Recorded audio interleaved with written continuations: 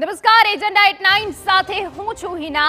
Agenda at 9 માં સૌથી પહેલા સમાચારમાં વાત કરવી છે કચ્છથી મળી રહેલા મહત્વના સમાચારની। તો કાનમેર હત્યા કેસમાં કેટલીક ચોંકાવનારી વિગતો સામે આવી છે। કાનમેર રણ હત્યા કેસની તપાસમાં મોટો ઘટસ્ફોટ થયો છે। હત્યા કેસમાં ભાજપના નેતાઓની ખુલ્લી સંડોવણી સૂત્ર પાસેથી આ વિગત મળી રહી છે। ભાજપ જિલ્લા પંચાયતના સભ્યના પતિ નરેન્દ્ર દાન ગઢવીની સંડોવણી હોવાનું સામે આવ્યું છે। એ સિવાય અશોકસિંહ અને દિલીપ અયાચી પર પણ આરોપ લાગ્યો છે। ઘટના બાદ ફરાર થઈ ગયેલા ત્રણેય નેતાઓને શોધવા પોલીસે કવાયત હાથ ધરી છે। પોલીસે ત્રણેય નેતાઓના ઘર સહિતના સ્થળોએ તપાસ હાથ ધરી છે। કાનમેર હુમલા બાદ રાજકીય સંડોવણી ખુલતા હવે સમગ્ર મામલો ગરમાયો છે। કાનમેર રણ હત્યા કેસમાં રિકન્સ્ટ્રક્શન કરાયું।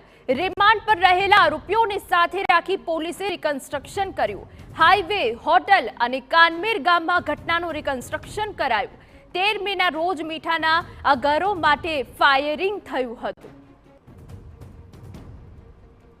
સંવાદદાતા જય દવે વધુ વિગત આપી રહ્યા છે।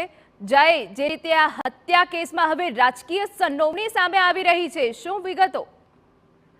જે ચોક્કસથી પહેલેથી જ જ્યારે આ બનાવ સામે આવ્યો હતો ત્યારથી જ ચોક્કસથી કોઈ મોટા માથાની આમાં સંડોવણી હોય તેવી શંકા નકારી શકાય તેમ ન હતી, કેમ કે જે રીતે બેફામ રીતે ટોળાએ એકઠા થઈ અને જે રીતે ફાયરિંગ કર્યું હતું અને તેમાં ત્યારબાદ ઘણા બધા લોકોને ઈજા પહોંચી હતી, ત્યારે ચોક્કસથી સવાલ ઊભા થયા હતા કે આ મામલામાં ક્યાંક ને ક્યાંક પડદા પાછળ કોઈ રાજકીય વ્યક્તિની અથવા મોટા માથાની સંડોવણી હોઈ શકે છે। અને તે દિશામાં જે રીતે આ ઘટનામાં એક વ્યક્તિનું મૃત્યુ થયા બાદ પોલીસે હત્યાની કલમ ઉમેરી હતી અને ત્યારબાદ 12 જેટલી ટીમો બનાવી અને તાત્કાલિક આ ઘટનામાં સંડોવાયેલા લોકો છે તેને ઝડપી પાડવામાં આવ્યા હતા। ઝડપાયેલા લોકોના 7 દિવસના રિમાન્ડ મેળવવામાં આવ્યા છે અને તે દરમિયાન ઘટનાનું રિકન્સ્ટ્રક્શન પણ કરવામાં આવ્યું હતું અને આ હુમલા પાછળ તેમને કોનું પીઠબળ છે તે સહિતની વિગતો મેળવવા માટે પોલીસે તપાસ હાથ ધરી હતી અને તે દરમિયાન આ 3 રાજકીય વ્યક્તિઓ છે તેનું હાલ નામ છે તે પ્રાથમિક રીતે સામે આવ્યું છે।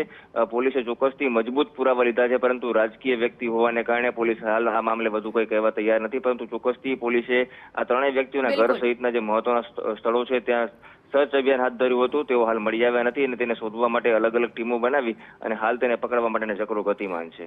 બિલકુલ જય, આભાર। તો જે રીતે અમારા સંવાદદાતા વિગતો આપી રહ્યા છે કે પોલીસ દ્વારા 5 ટીમો બનાવવામાં આવી છે અને 5 ટીમો હવે તમામ પાસાઓ તપાસી